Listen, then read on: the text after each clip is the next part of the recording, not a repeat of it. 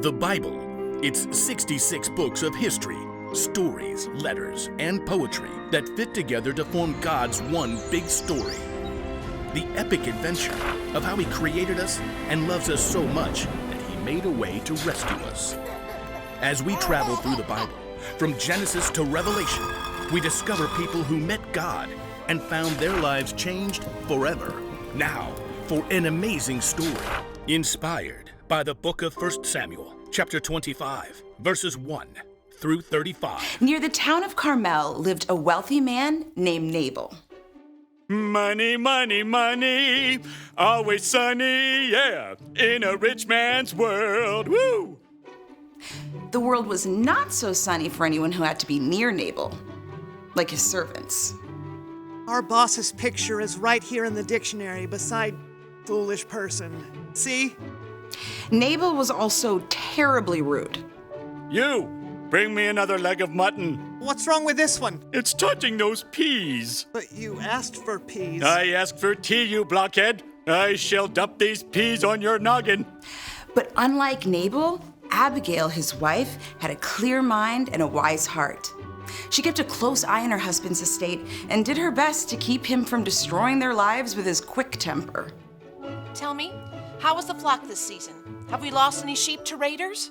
Not a one, my lady. But last season our sheep were attacked by robbers a dozen times. We've had protection. Protection? How? David and his men have been camping nearby. As long as they've stayed near our flocks, they've kept us and the sheep from any harm. Very good. I've heard some say David will be king in Saul's place. Has Nabal thanked David for his help? Give thanks. Nabal? That was very funny, my lady. I'll consider the matter. Let me know if anything changes. The time for sheep shearing neared, and Nabal ordered a grand party to celebrate. Music, drink, mutton, bread, cakes, raisins. Are you writing this down? Yes, sir. But no peas. No peas. As Nabal ordered the festivities, 10 young men arrived to bring a message from David. That outlaw, what does he want? David says, "May you live long and everything go well for you." Only what I deserve. He says, "I hear that you are clipping the wool off your sheep. When your shepherds were with us, we treated them well. The whole time they were at Carmel, nothing that belonged to them was stolen. Please be kind to my men. Please give us anything you can find for us."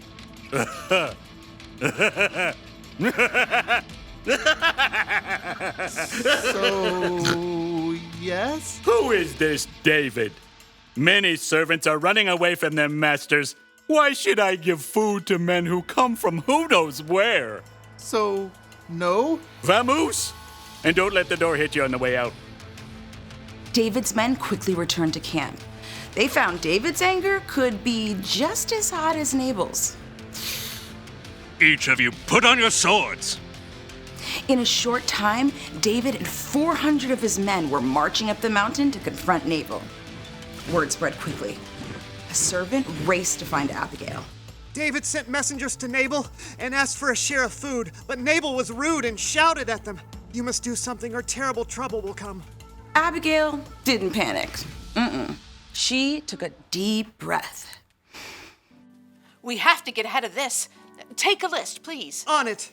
200 loaves of bread, 200 bottles of wine, 5 sheep, a bushel of grain, 100 raisin cakes, 200 cakes of pressed figs. Any peas? No peas. Save those for Nabal. What else? Load it all on donkeys and start down the mountain. I'll follow.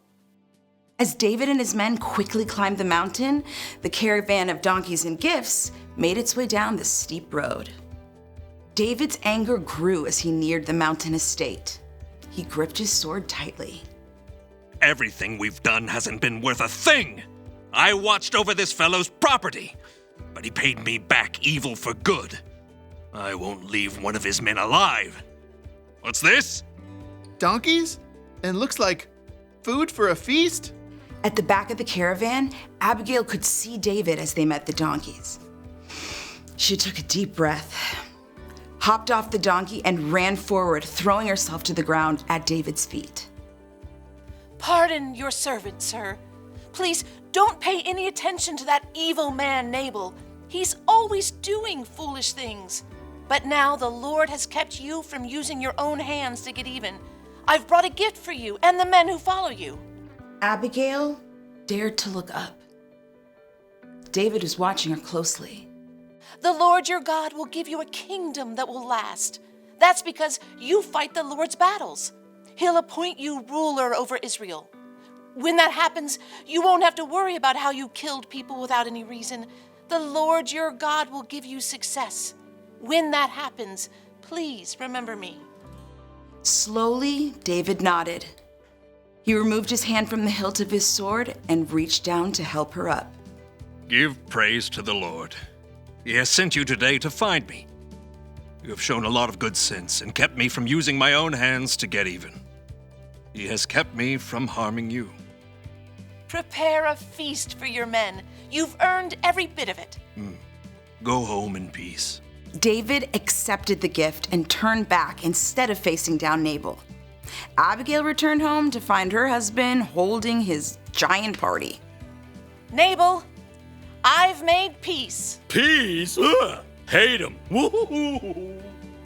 Though David didn't kill him, Nabal soon met a dreadful end. Abigail and her entire household were saved because she chose to get creative and make peace.